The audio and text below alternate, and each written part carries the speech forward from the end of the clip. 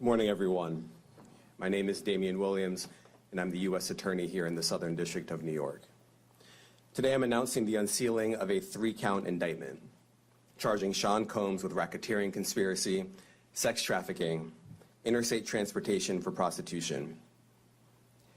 The indictment alleges that between at least 2008 and the present, Combs abused, threatened, and coerced victims to fulfill his sexual desires, protect his reputation, and conceal his conduct. As alleged in the indictment, to carry out this conduct, Sean Combs led and participated in a racketeering conspiracy that used the business empire he controlled to carry out criminal activity, including sex trafficking, forced labor, kidnapping, arson, bribery, and the obstruction of justice. Let me say a little bit more about the charges. The indictment alleges that Combs abused and exploited women and other people for years, and in a variety of ways. As alleged, Combs used force, threats of force, and coercion to cause victims to engage in extended sexual performances with male commercial sex workers, some of whom he transported or caused to be transported over state lines. Combs allegedly planned and controlled the sex performances, which he called freak-offs, and he often electronically recorded them. The freak-offs sometimes lasted days at a time, involved multiple commercial sex workers, and often involved a variety of narcotics, such as ketamine, ecstasy, and GHB, which Combs distributed to the victims to keep them obedient and compliant. As alleged, when Combs didn't get his way, he was violent, and he subjected victims to physical, emotional, and verbal abuse so that they would participate in the freak-offs, and that Combs hit, kicked, threw objects at, and dragged victims, at times by their hair. On one occasion in March of 2016, that conduct was captured on video and later reported in the media. Specifically, Combs kicked, dragged, and threw a vase at a victim in a Los Angeles hotel when the victim was attempting to flee. As alleged, these assaults often resulted in injuries to the victims, which took days or weeks to heal. In addition to the violence, the indictment alleges that Combs threatened and coerced victims to get them to participate in the freak-offs.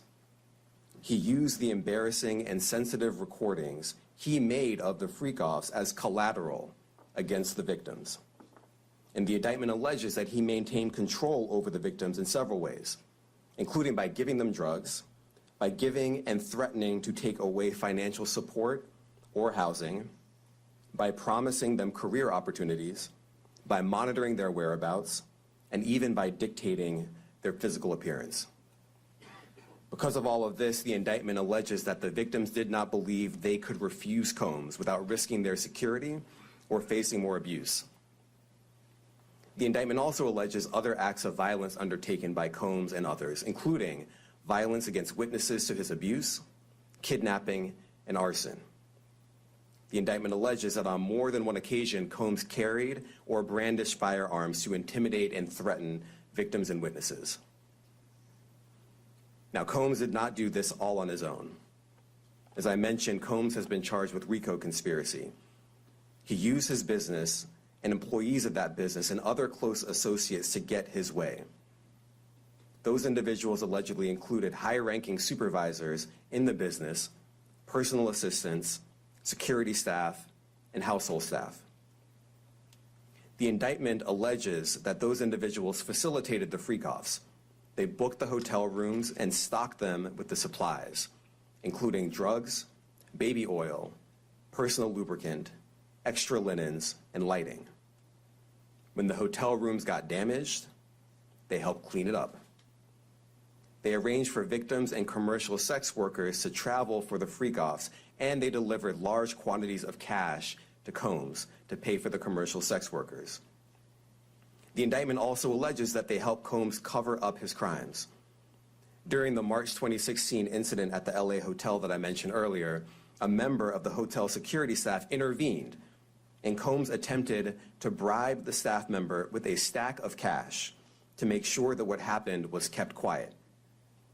And as the indictment alleges, in late 2023, after public allegations were made about Combs' crimes, He and others pressured witnesses and victims to stay silent, including by making phone calls to witnesses and victims and giving them a false narrative of what they had experienced. And as alleged, Combs used others to help conceal his abuse by monitoring and preventing victims from leaving a location in order to hide their injuries, or by locating and contacting a victim who had attempted to flee. As part of this investigation, in March of this year, special agents from HSI executed search warrants at Combs' residences in Miami and Los Angeles. They also executed a warrant for Combs' electronic devices. During those searches, agents seized evidence of the crimes charged in this indictment. They seized firearms and ammunition, including 3 defaced AR-15s and a large capacity drum magazine. They also seized evidence of the freak-offs, electronic devices that contain images and videos of the freak-offs with multiple victims. And they seized cases and cases of the kinds of personal lubricant and baby oil that Combs' staff allegedly used to stock hotel rooms for the freak-offs, more than 1,000 bottles altogether. Here are some of the items that we recovered during the searches.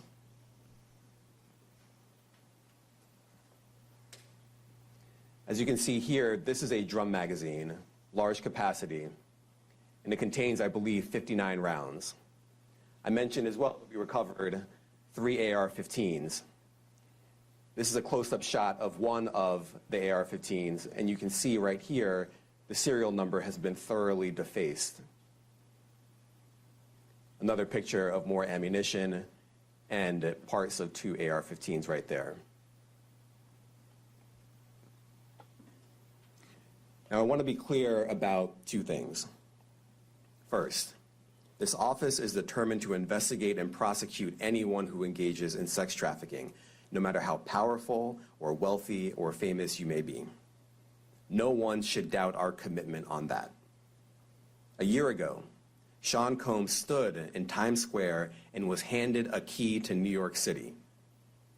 Today, he's been indicted and will face justice in the Southern District of New York. Second, we are not done. This investigation is ongoing, and I encourage anyone with information about this case to come forward and to do it quickly. Anyone with information can call 1-877-4-HSI-TIP.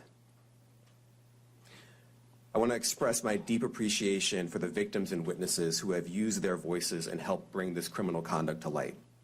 We would not be here without them. I also want to thank the dedicated case agents on the HSI Trafficking in Person Squad in New York. They have been with us since day one and have worked tirelessly on this investigation. They will continue to be invaluable partners to us. I also want to thank the incredible agents and analysts from SCNY who have also provided tremendous assistance on this case. I'm deeply grateful for their continued work. And finally, I want to thank the outstanding career prosecutors from SCNY who are handling this case. Meredith Foster, Emily Johnson, Chrissy Slavic, Madison Smeisler, and Mitzi Steiner, and their supervisors, Jamie Backleiter and Jacqueline Kelly. They are members of the Civil Rights Unit in our criminal division. We created the Civil Rights Unit when I became U.S. Attorney. I'm deeply proud of their work on this and so many other cases. I'll now take some questions. Eric Katursky, ABC. Thanks, Nick. Damian, thanks. The indictment describes aggressive, open, violent, hedonistic abuse that you say was recurrent and widely known. Why did it take law enforcement so long to intervene? How many women were victimized by Sean Combs, and how many others were involved? Look, our investigation is ongoing. We are committed to bringing justice to everyone who's been victimized by the defendant. I can't tell you why it took so long. I think the better focus is on the fact that we are here today. And we are committed to making sure that justice is done. Next question.